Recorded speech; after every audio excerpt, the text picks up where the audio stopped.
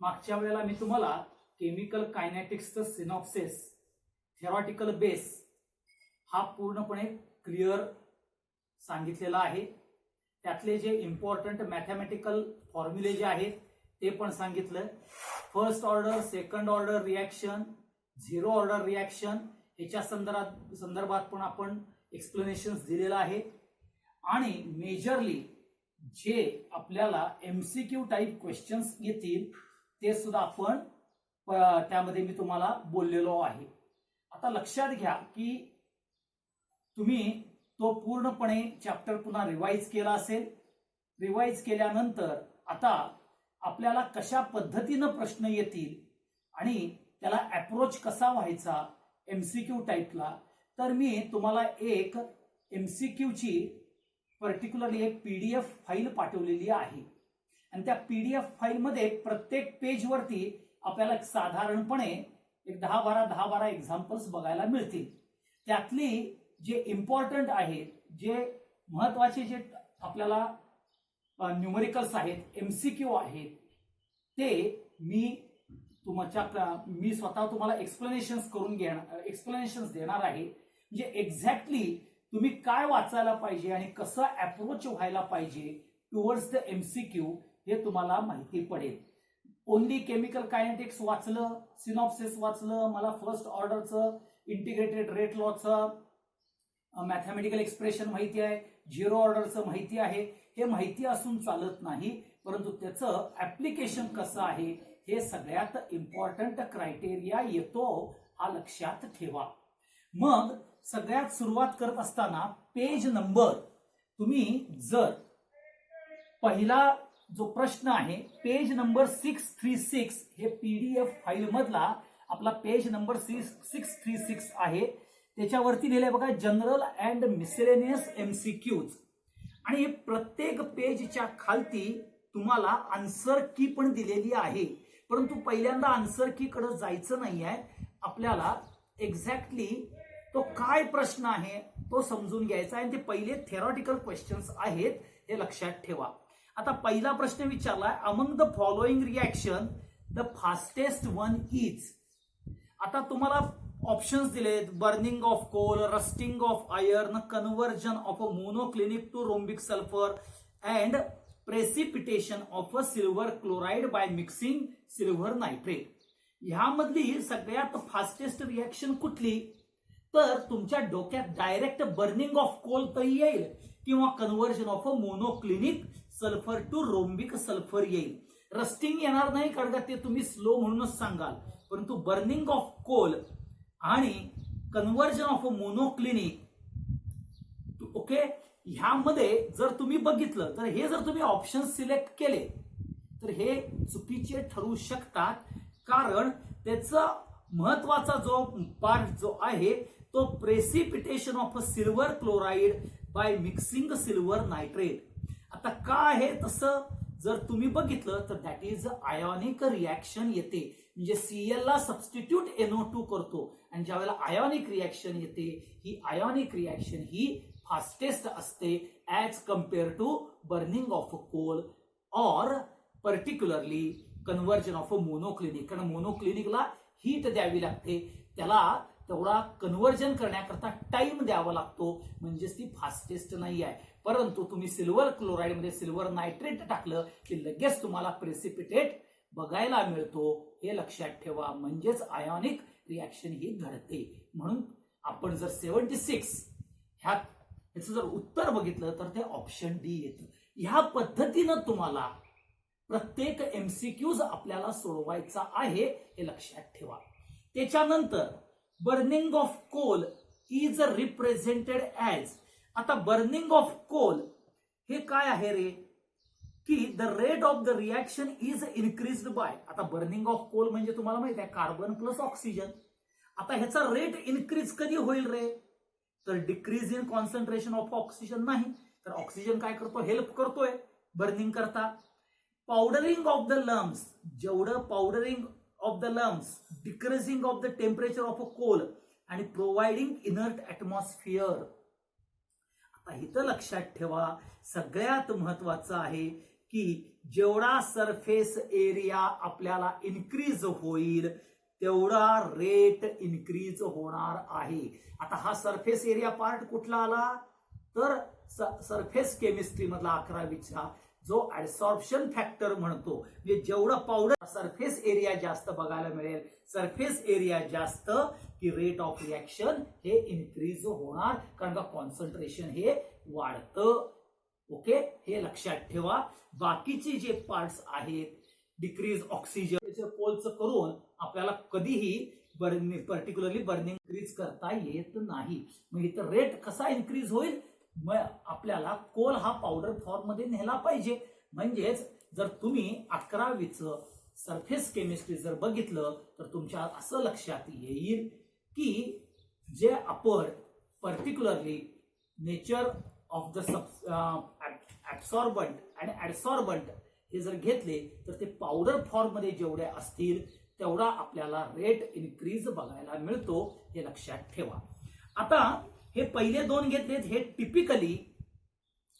Typically आपल्याला theoretical base आहेत, परंतु जी आता पुढची मी 78 ही जी घेणार आहे हे सगळ्यात महत्वाचं आहे बघा. हे याला स्टार मार्क करून ठेवा, कारण तुम्हाला ग्राफिकल रिप्रेझेंटेशन दिलेलं आहे.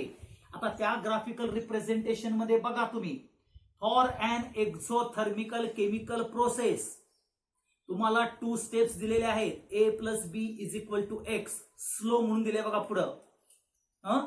पेज नंबर 636 वरचं 78चं बघतोय आपण. सेकंड X = AB फास्ट दिलेला आहे. आणि the progress of the reaction can be describe by following. आता तुम्हाला 2 स्टेप्स दिलेल्या आहेत, म्हणजेच 2 स्टेप जर असतील तर तुमच्या ग्राफ मध्ये 2 पीक आले पाहिजेत. मग 2 पीक येणारा म्हणजेच B आणि C आहे, हे लक्षात ठेवा. आता फास्ट रिॲक्शन आहे म्हणजेच प्रॉडक्ट इमिजिएट तयार होणार आहे. कुठली आहे तर सेकंड ही फास्ट आहे आणि पहिली ही स्लो आहे. मग जर तुम्ही बघितलं पहिली जी स्लो आहे तिथं ऍक्टिव्हेशन एनर्जी म्हणजेच बघा जो पीक आहे तो शार्प कुणाचा बघायला मिळतो, बी मध्ये आपल्याला शार्प पीक बघायला मिळतो पहिल्या रिॲक्शनचा, आणि दुसऱ्या रिॲक्शनचा पीक हा स्लाइटली लेस आहे, म्हणजेच तो याचा ऍक्टिव्हेशन एनर्जी कमी आहे. आणि तेच जर सी मध्ये बघितलं तर पहिल्या स्टेप्सची ऍक्टिव्हेशन एनर्जी कमी आहे आणि दुसऱ्या स्टेप्सची ऍक्टिव्हेशन एनर्जी जास्त आहे.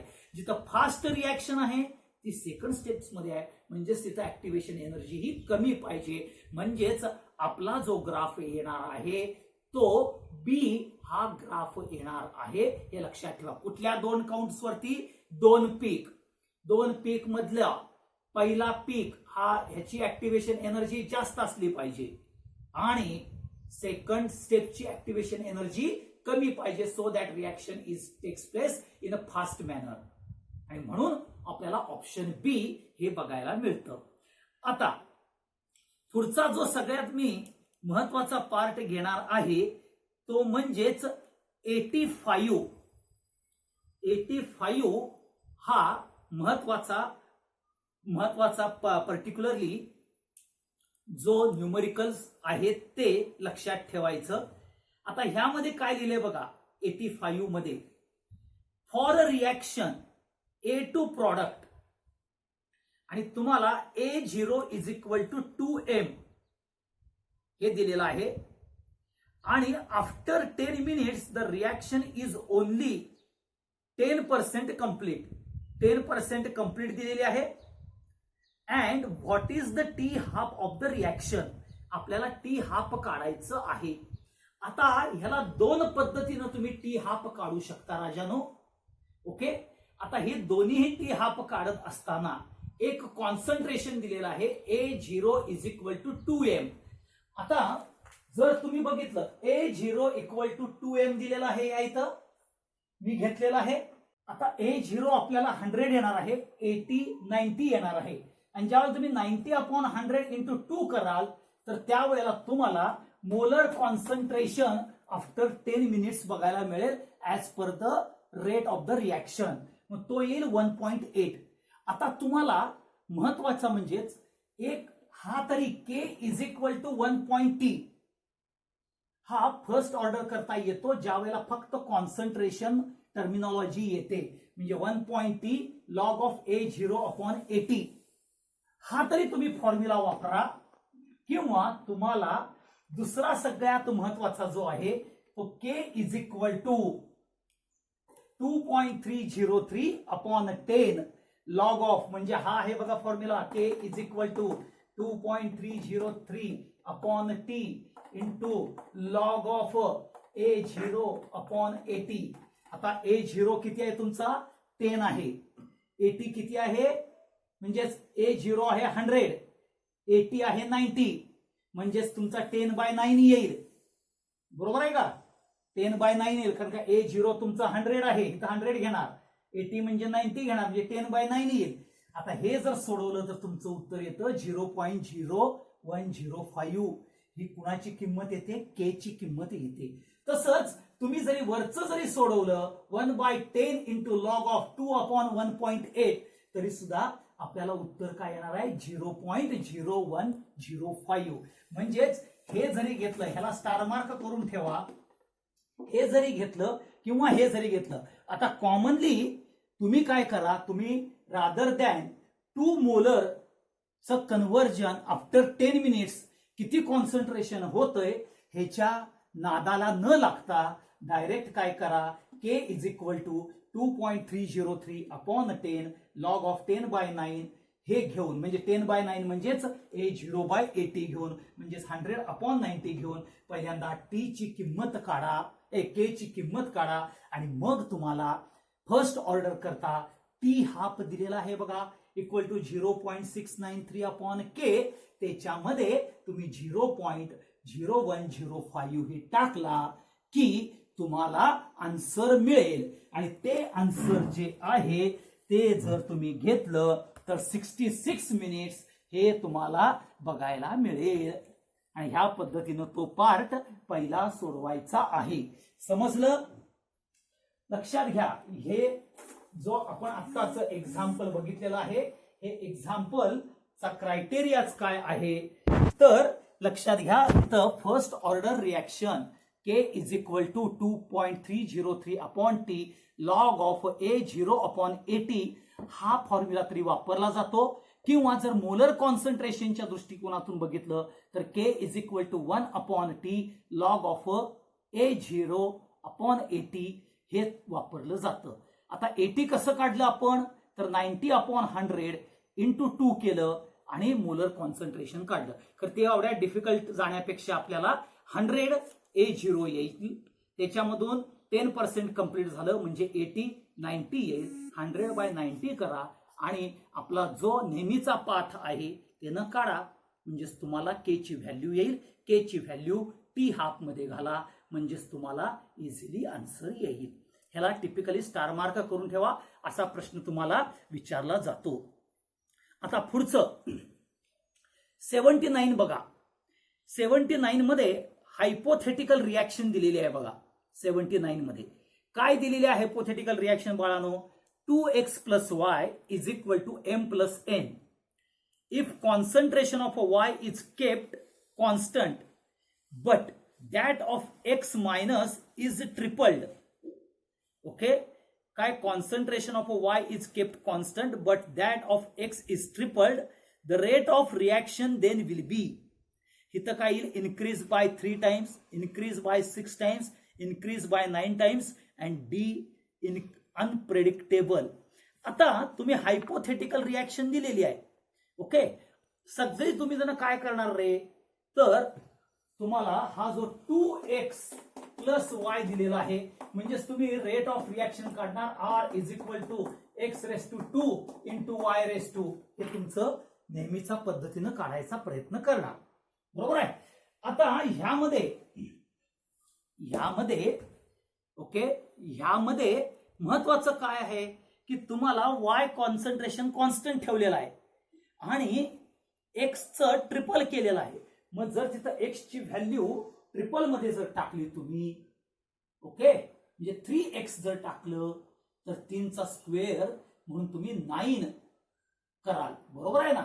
3चा स्क्वेअर इथं, कारण का k into 3x bracket square into Y असं कराल. ओके, आणि तुमचं 9k इंटू 3x चा ब्रॅकेट स्क्वेअर इंटू वाय असं येईल. ओके, आणि म्हणून तुम्ही म्हणणार r is equal to 9r1 असं येईल, म्हणजे 9 टाइम्स म्हणणार. परंतु तसं ते होत नाही, हे सगळ्यात लक्षात ठेवा.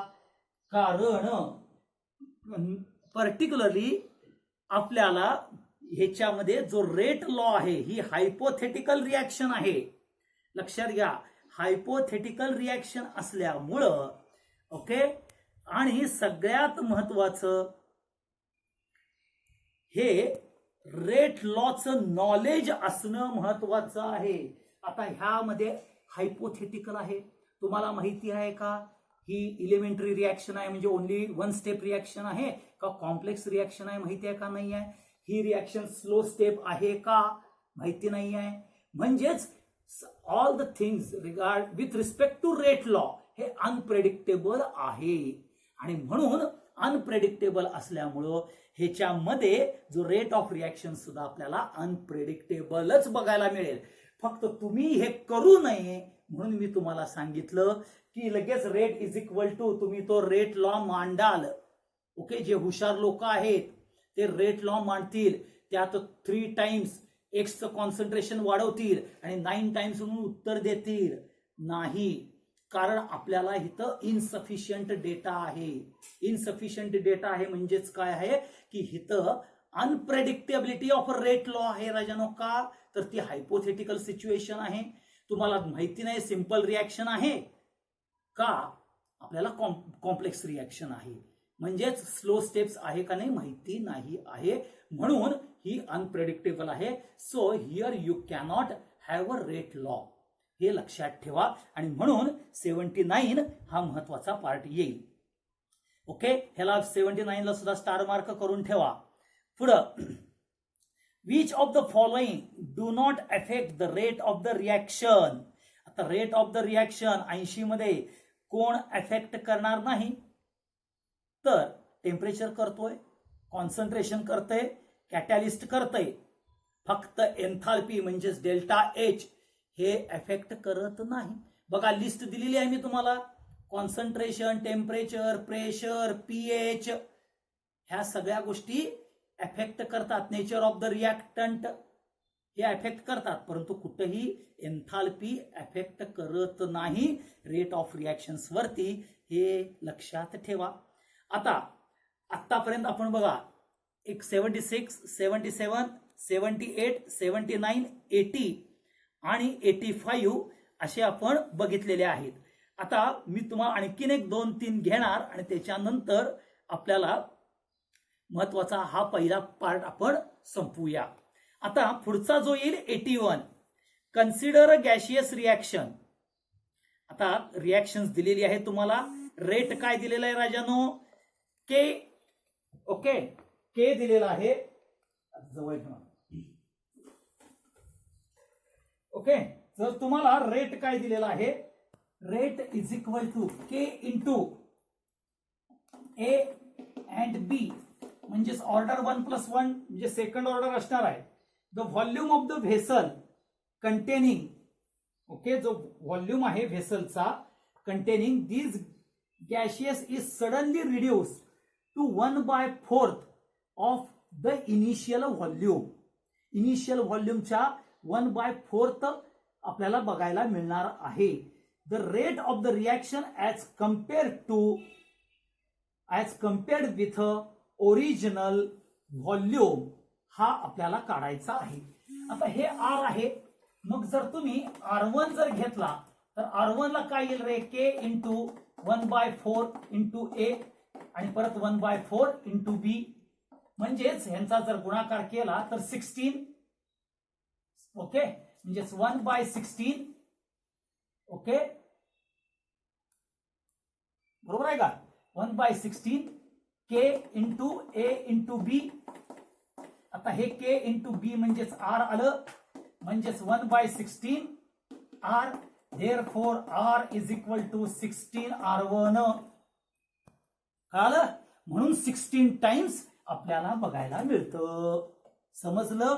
ह्या पद्धतीनं तुम्हाला रिॲक्शन्स किंवा न्यूमरिकल्स बघायला मिळतील. ओके, आता केले ना पुढे. आता पुढचा जो पार्ट बघणार आहोत तो 82 मध्ये फक्त बघा. आता ह्याच्यामध्ये काय दिलेलं आहे 82 मध्ये जर बघितलं तुम्ही तर ethyl acetate was hydrolysed in presence of 0.1 molar HCl. The rate of a constant was found to be 5.4 into 10 raised to minus 5. But when 0.1 molar H2SO4 was fused for hydrolysis, the rate constant was found to be 6.2. From this we can say, आणि मग तुम्हाला options दिलेत. A H2SO4 is stronger, B H2SO4 and same, H2SO4 is weaker, आणि D दिलंय data is insufficient. आता लक्षात घ्या आपल्याला इथं आता H2SO4 is stronger than HCl, H2SO4 is equal to HCl, H2SO4 is weaker. आता हे कशावर काढतात रे? तर हे तुम्हाला कंपॅरिझन स्ट्रेंथ वर दिलेलं आहे. रेट कॉन्स्टंट वरती कधीही स्ट्रेंथ ऑफ द ऍसिड ही ठरवली जात नाही. स्ट्रेंथ ऑफ द ऍसिड कशावर ठरवली जाते? तर डिसअसोसिएशन कॉन्स्टंट वर ठरवली जाते. मग इथं डिसअसोसिएशन कॉन्स्टंट दिलाय का? नाही दिलेला आहे. रेट कॉन्स्टंट दिलेला आहे बाळांनो. म्हणून तुमचा ऑप्शन येणार आहे D. The data is insufficient to compare the strength of HCl and H2SO4. Rate constant वर कधीही स्ट्रेंथ ऑफ द ऍसिड ठरत नाही. ती strength of the acid dissociation constant वर ठरते, एवढं लक्षात ठेवा. आता जसं आपण 81 बघितलंय तोच पार्ट तुम्हाला 83 ला बघायला मिळेल. आता पुढचा जो महत्वाचा पार्ट आहे तो 84 हा आपण बघूया. 84 हा सुद्धा इम्पॉर्टंट आहे. ओके, आता 84 मध्ये जर तुम्ही बघितलं आपण पुन्हा पेज नंबर 636 वरती जनरल अँड मिसेलेनियस हेच बघतोय. त्यातला आपला 84 हे मी असं उलट पालट घेतोय कारण एक MCQ पर्टिक्युलरली थेरॉटिकल यायला पाहिजे, एक MCQ आपल्याला न्यूमरिकल्स मध्ये असला पाहिजे म्हणून. आता 84 मध्ये the half life period of a catalytic decomposition of AB3 okay of AB3 at 50 mm is found to be 4 hours and at 100 mm म्हणजे हे mm म्हणजे प्रेशर दिलेलं आहे is 2 hours. हे लक्षात ठेवा. आता तुम्हाला ज्या वेळेला मी शेवटचा एक व्हिडिओ करून पाठवलेला आहे बघा, त्यात इंटिग्रेटेड रेट लॉचे मॅथमॅटिकल एक्सप्रेशन, झिरो ऑर्डरचे एक्सप्रेशन, फर्स्ट ऑर्डरचं एक्सप्रेशन, टी हाफचा पर्टिक्युलरली मॅथमॅटिकल एक्सप्रेशन, ह्यामध्ये t half is inversely proportional to the concentration. Okay, आता हे कॉन्सन्ट्रेशन कसं असणार आहे? A⁻1 - n येईल. Okay, A is the initial concentration. आता इथं तुम्हाला n-1 नाही, सॉरी n-1 मी उलट लिहिलं, 1 - n येईल. आता इथं तुम्हाला प्रेशर दिलंय म्हणजेच T half is inversely proportional P⁻n-1. मग पहिल्याचा टी हाफ काय आहे रे? बघा रे, टी हाफ हा जर घेतला तर 1/P. ओके, आता 1/ जर बघितलं तुम्ही पहिल्याचं तुम्हाला पर्टिक्युलरली जो महत्वाचा पार्ट दिलेला आहे. आता इथं मांडताना आपण काय करायचं बघा, टी हाफ तुम्हाला टी हाफ 1 आणि टी हाफ 2 घ्यायचा. ओके, आता टी हाफ 1 म्हणजेच कुठला? तर 50चा येणार. आता 50 raised to n-1, 50 raised to n-1 आणि पुढचा कुठला असणार आहे रे? 100. बरोबर आहे ना? 100 raised to n-1 equal to आता काय येईल रे? 50/100 रेस्ट टू n मायनस 1 येईल की नाही. आता टी हाफ काय दिलेला आहे तुम्हाला, पहिला टी हाफ 1 2 दिलेला आहे, डिवायडेड बाय 4 येईल, बरोबर आहे ना. म्हणजेच हे जर सोडवलं तर तुम्हाला half equal to half raise to n minus 1 येईल ना. म्हणजेच जर तुम्ही बघितलं ओके तर काय येईल रे, हे हाफ हाफ म्हणजेच हा हाफ रेस टू 1 येईल की नाही. म्हणजेच देअर फोर कंपॅरिझन केलं हे दोन्ही तर n मायनस 1 इक्वल टू 1 येईल की नाही. So therefore n is equal to 2. So your answer is 2. ह्याला स्टार मार्क करून ठेवा ह्या सगळ्यात महत्वाच्या पर्टिक्युलरली न्यूमरिकल्सला.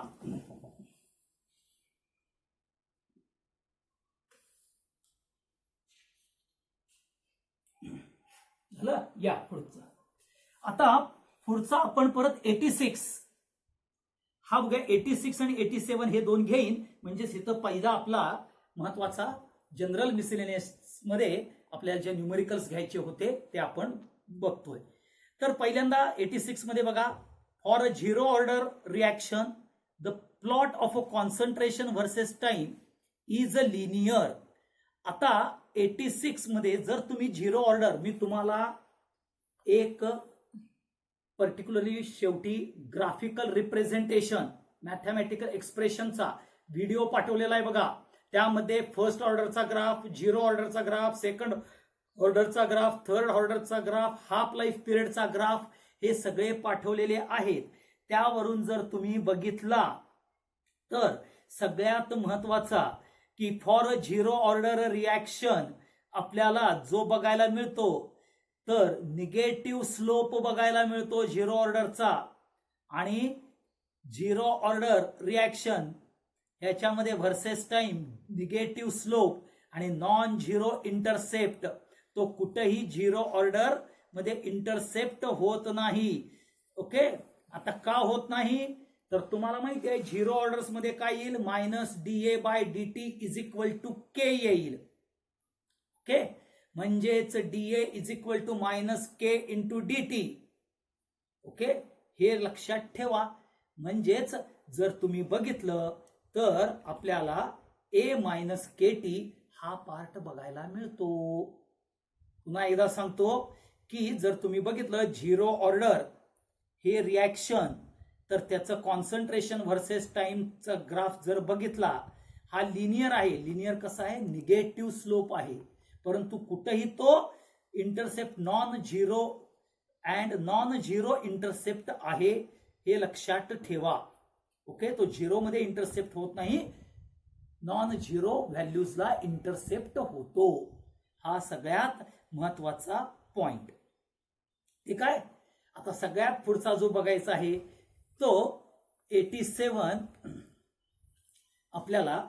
तर 87 मध्ये जर तुम्ही बघितलं काय सांगितलंय त्यांनी बघा, in a certain gaseous reaction between X and Y, X plus 3y is equal to XY3. The initial rate दिलेले आहेत राजानो, 0.1, 0.1, 0.002 रेट दिलेला आहे. आणि रेट लॉ आपल्याला विचारलेला आहे.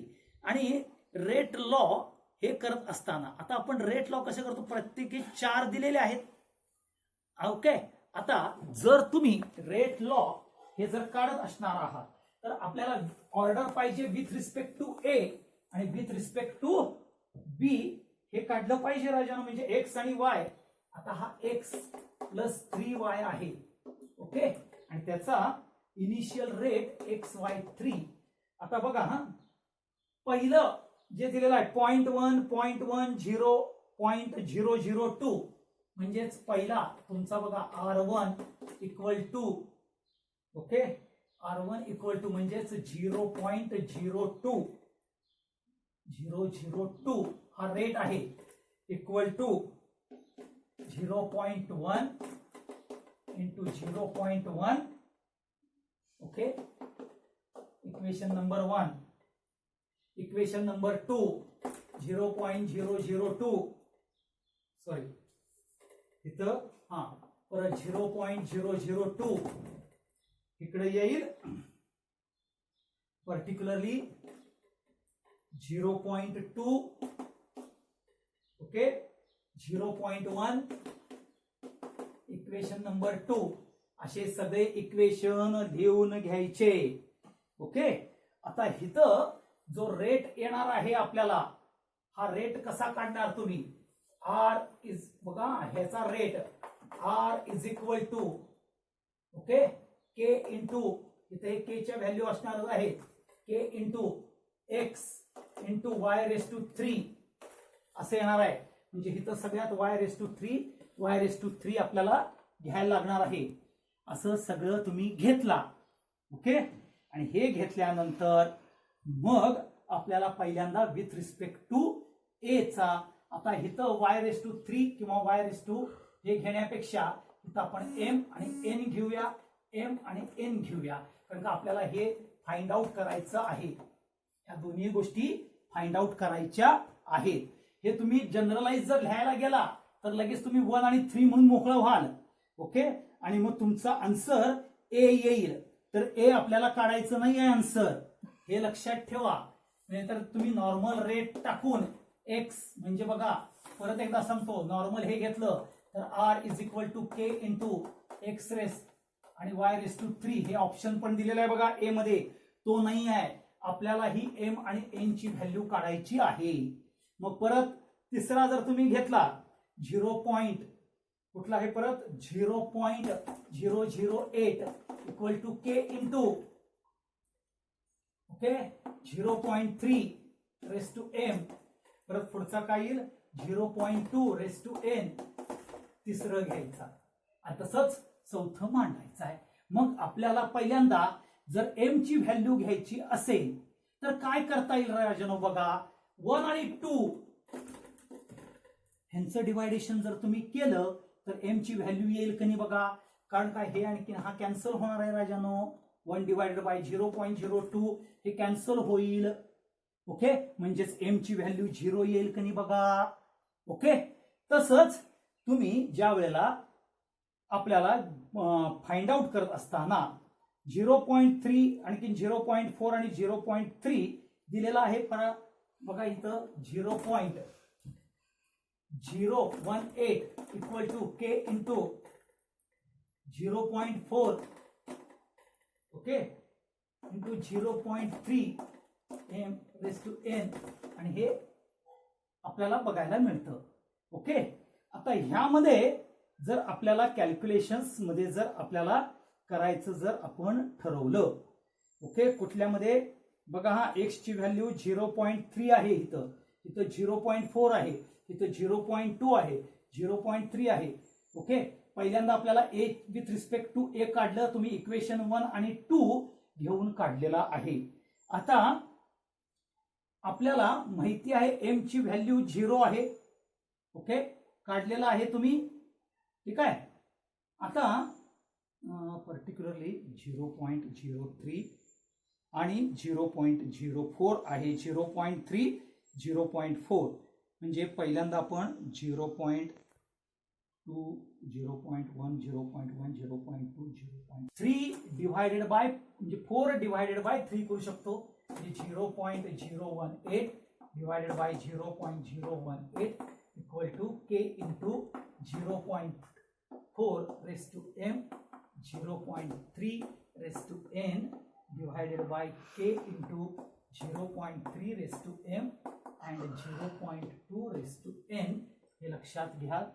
ओके, हे ना तुम्ही सोडवायला पाहिजे. आणि ह्याच्यामध्ये के ची आपण एम ची व्हॅल्यू इथं काढलेली आहे, एम ची व्हॅल्यू ही 0 टाकायची आहे. इथं 0 म्हणजेच के 0.4 अपॉन 0.3 येईल into 0.3 upon 0.2 raise to N येईल. आणि मग हे सोडवायचं, आणि हे सोडवल्यानंतर तुमची जी व्हॅल्यू येणार आहे ती वाय म्हणजे एन ची व्हॅल्यू ही 2 येईल. म्हणजे तुमचा ऑप्शन येईल तो जो ऑप्शन जो येणार आहे तो ऑप्शन बी ऑप्शन येईल. म्हणजे R is equal to K 2x⁻0 आणि y⁻2. म्हणजे पुन्हा एकदा बघा, जे तुम्हाला लक्षात घ्या, जे तुम्हाला 4 महत्वाचे इनिशियल रेट्स दिलेले आहेत आणि कॉन्सन्ट्रेशन दिलेले आहे, चारींचं मी दिल्या पद्धतीनं 4 इक्वेशन्स मध्ये रूपांतर करून घ्यायचं. ओके, पहिल्यांदा एम ची व्हॅल्यू फाइंड आउट करत असताना इक्वेशन नंबर 1 आणि इक्वेशन नंबर 2 यामध्ये डिवायडेशन करायचं. यांचं डिवायडेशन झालं, ओके, यांचं डिवायडेशन तुमचं झालं की मग equation number 4 divided by equation number 3 करून घ्यायचं आणि आपल्याला एन ची व्हॅल्यू ही फाइंड आउट करायची आहे. हे लक्षात ठेवा, हा सगळ्यात महत्वाचा पार्ट येतो. पण महत्वाचा एक पॉइंट घेत असताना जो 87 हा जो जनरल अँड मिसलेनियस मधला एक्झाम्पल घेत होतो, तसंच आणखीन एक एक्झाम्पल महत्वाचं आहे, त्यातलं 88 म्हणून आहे बघा. आता 88 हे जर तुम्ही बघितलं तर x = y+z दिलेला आहे आणि half life period is 10 minute दिलेला आहे.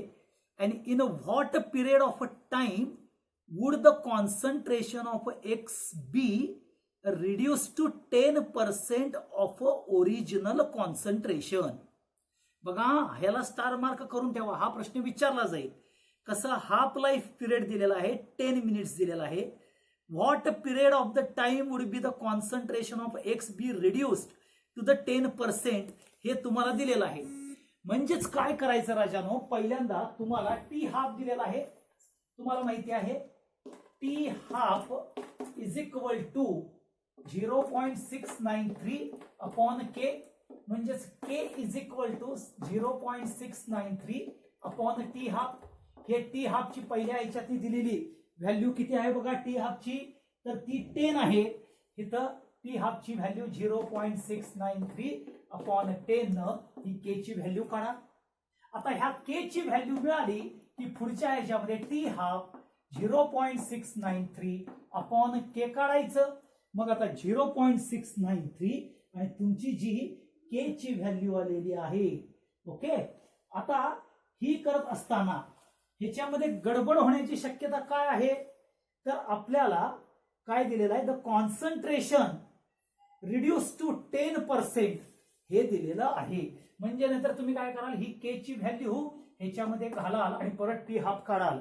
ते काढायचं नाही, परत उत्तर तेच येणार आहे. मग काय करायचं आपल्याला राजानो, तर k is equal to 2.303 upon t half log of A0 upon 80.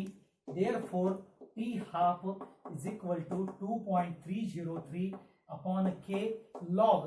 आता A0 किती घेणार तुम्ही, तर 100 घेणार. 80 किती आहे बघा तुमचा, तर 80 10% काय झालेलं आहे, 10% of the original concentration. Okay, in what period the time would be the concentration of X be reduce to 10%. म्हणजेच 90% गेलेला आहे, म्हणजेच 10%च राहिलेला आहे. ओके, म्हणजे 100 डिवायडेड बाय 10 हे तुम्ही टी हाफची जर काढलं किंवा टीचं उत्तर काढलं, सॉरी टी हाफ नव्हे इथं ना टी येणार आहे राजानो. ओके, टीचं जे उत्तर येईल ते म्हणजेच तुमचा उत्तर येणार आहे, ते येतंय 33 मिनिट्सचं. ओके, हे लक्षात ठेवा. हा एक ह्याला न्यूमरिकलचा महत्वाचा पार्ट जो येतो. पहिल्यांदा काय करायचं, टी हाफ न के ची व्हॅल्यू काढायची आणि ती के ची व्हॅल्यू फर्स्ट ऑर्डर रिएक्शन्स मध्ये k is equal to 2.303 upon t log of A0 आणि 80. इथं तुम्हाला A0 आणि 80 म्हणजे इनिशियल कॉन्सन्ट्रेशन आणि आफ्टर टाइम टीचं कॉन्सन्ट्रेशन हे आलं पाहिजे काढता. हे ज्याला येईल त्याला हे न्यूमरिकल्स अगदीच इझी सोडवता येतं. ठीक आहे. आता पुढचा जो महत्वाचा पार्ट जो आहे तो आपण बघणार आहोत पेज नंबर 637 मधलं MCQ बेस्ड न्यूमरिकल प्रॉब्लेम्स. आता हे न्यूमरिकल प्रॉब्लेम्स आपल्याला महत्वाचे घ्यायचे आहेत, हे लक्षात घ्या. हा सगळ्यात इम्पॉर्टंट कॅरेक्टर